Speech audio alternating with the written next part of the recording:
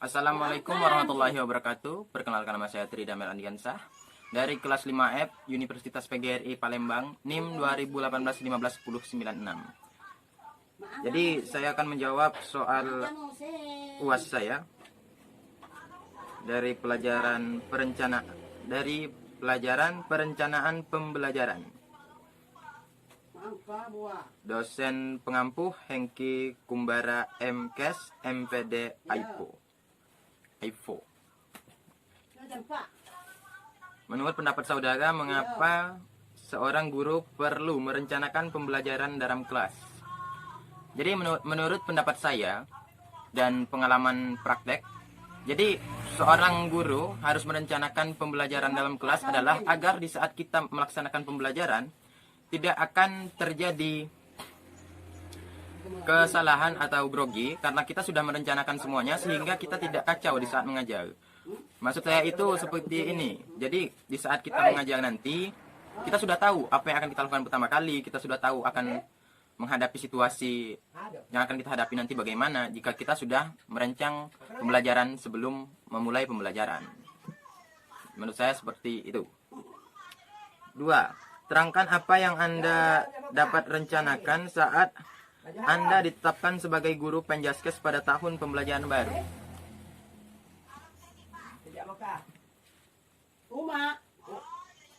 Jadi yang pertama yang saya akan rencanakan adalah saya akan membuat RPP sebagai rencana pembelajaran.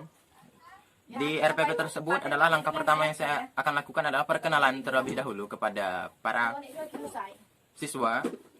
Jadi saya akan memperkenalkan diri saya, lalu meminta para siswa untuk memperkenalkan dirinya sehingga di kedepannya saya akan lebih mengenal para siswa dan siswa akan lebih mengenal saya sehingga pembelajaran akan lebih baik. Dan seterusnya saya akan mengajarkan materi terlebih dahulu sebelum memasuki praktek untuk minggu depannya di saat saya masuk lagi. Saya akan mengajarkan materi dan menjelaskan bagaimana Penjaskes itu kepada para siswa. Materi pembelajaran pertama, semisal saya akan mengajarkan passing terlebih dahulu. Di bab awal itu passing, semisal. Jadi saya akan mengajarkan kepada mereka apa itu passing terlebih dahulu, materi terlebih dahulu. Lalu di saat minggu kedua, saya akan memperkenalkan mereka dengan passing itu. Jadi praktek lebih tepatnya. Jadi sudah minggu ketiga, minggu selanjutnya. Minggu pertama perkenalan, minggu kedua materi, minggu ketiga saya akan melaksanakan praktek di lapangan. Saya akan mengajarkan pemanasan, lalu akan dilanjutkan dengan mengajar passing, dan seterusnya.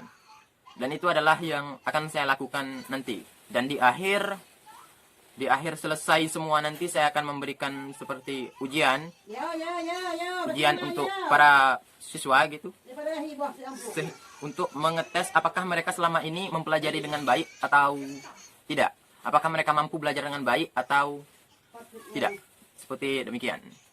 Lalu pertanyaan nomor 3, jelaskan apa yang Anda ketahui mengenai perangkat pembelajaran beserta komponen-komponennya. Baiklah, adapun yang saya ketahui tentang program-program pembelajaran dan komponen-komponennya yaitu program tahunan, di mana program ini dibuat untuk jangka waktu tahunan. Dan yang kedua itu adalah program semester, di mana program ini dibuat dalam jangka waktu per semester. Dan RPP ini dibuat untuk rencana pembelajaran harian.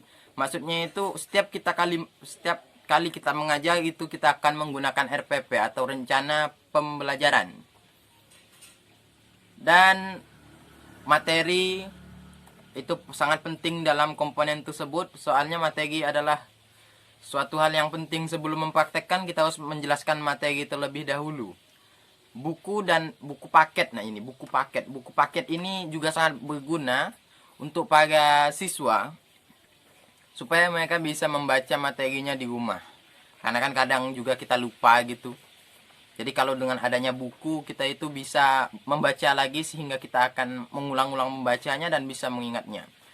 Dan alat peraga ini sangat membantu juga dalam pembelajaran, dikarenakan tanpa alat peraga kita sebagai anak olahraga itu akan sedikit kesulitan untuk melakukan pembelajaran. Seperti di saat kita bermain sepak bola, melakukan teknik passing. Kalau kita nggak punya bola, kita akan kesulitan. Baiklah, saya akan menjawab pertanyaan keempat.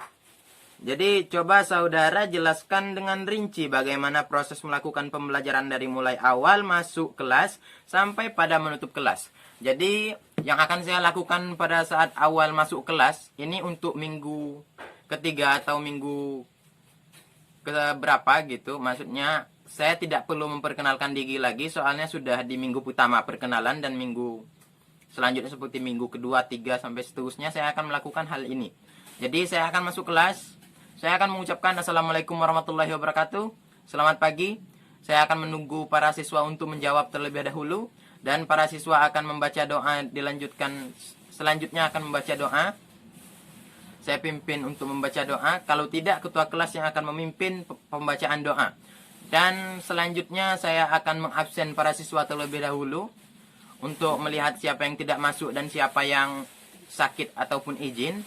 Dan kemudian saya akan mulai memasuki materi, mengajarkan materi kepada para siswa. Jadi saya akan mengajarkan, misal saya mengajarkan passing. Jadi saya akan mengajar seperti ini. Oke anak-anak, sekarang kita masuk ke materi. Jadi materi kali ini kita akan membahas tentang passing. Passing itu adalah sebagai berikut. Itu akan saya jelaskan, tapi kalau saya jelaskan di sini akan terlalu panjang. Dan saya akan lanjutkan setelah materi. Saya akan menjelaskan bagaimana teknik passing itu. Saya akan mencontohkan kepada anak-anak, tapi belum praktek karena praktek akan saya lakukan di minggu selanjutnya. Saya akan mencontohkan teknik passing kepada anak-anak. Jadi minggu selanjutnya mereka sudah melihat, tapi di minggu selanjutnya saya akan mengajarkan lagi praktek tersebut supaya mereka ingat kembali, mungkin ada yang lupa. Dan setelah saya mengajar, saya akan menutup kelas dengan membaca salam lagi. Setelah saya membaca salam dan anak-anak menjawab, saya akan keluar dan pembelajaran selesai. Terima kasih. Dan saya akan menjawab pertanyaan nomor 5. Pertanyaan nomor 5, dalam perangkat pembelajaran ada RPP. Terdapat format penilaian. Sebutkan komponen-komponen apa saja yang harus dinilai pada mata pembelajaran yang diajarkan.